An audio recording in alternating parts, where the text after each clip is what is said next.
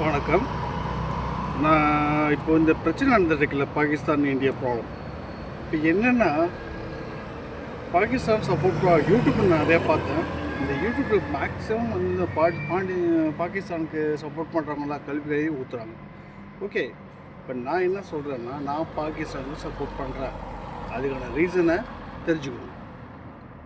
ஒரு நாட்டில் பிரச்சனை, ஒரு நாடு பிரச்சனை அப்படின்னா, இந்த நாடு என்ன பண்ணுச்சு, பாகிஸ்தான் என்ன பண்ணுச்சு, பாகிஸ்தான் மக்கள் என்ன பண்ணாங்க, பாகிஸ்தானில் இருக்க டெரரிஸ்ட் குரூப், பாகிஸ்தானில் இருக்க சில அதிகார நாயகர், இவங்க பண்ணுறது தான் பிரச்சனை. இவங்க மேலே தான் ப்ராப்ளம் ஆச்சு. ஆனால் பாகிஸ்தான் மக்கள் என்ன பண்ணாங்க, அவங்களும் நம்மள மாதிரி ஒரு சராசரியான மக்கள் தான்.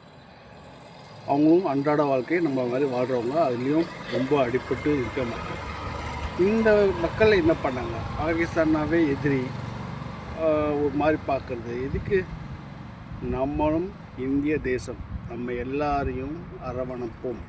ஓகேவா? அதுக்காக நான் இதை ஃபுல் அண்ட் ஃபுல் சப்போர்ட் பண்ணுறேன்னு நினைக்காதீங்க.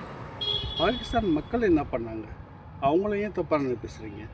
நிறைய பேர் பார்த்தேன் யூடியூப்பில் கல்வியையும் ஊற்றிட்டுருக்காங்க. மக்கள் பாவங்க, அவங்க மாட்டி முடிச்சிட்ருக்காங்க. பாகிஸ்தான் நாட்டுக்குள்ளே மாட்டி முடிச்சிட்ருக்காங்க. எப்படா பாதி பேர் இந்தியாவோடு சேரணும், இந்தியா கூட வாழணும், இந்தியாவில் வாழணும் அப்படின்னு ஆசைப்பட்றாங்க. ஏன்னா இந்தியா ஒரு அமைதியான நாடு. இந்த மாதிரி என்ன சொல்கிறது, இந்த பாகிஸ்தான் ப்ராப்ளத்தை பற்றி பாகிஸ்தான் கல்வி ஊற்றுறவங்க, இவங்களாம் அந்த மக்களை கல்வி ஊற்றுறாங்களா இல்லை பாகிஸ்தானை கல்வி ஊற்றுறாங்களா எனக்கு தெரியல. ப்ளீஸ் புரிஞ்சுக்கோங்க, பாகிஸ்தான் மக்கள் என்றைக்குமே எப்பவுமே தப்பு கிடையாது.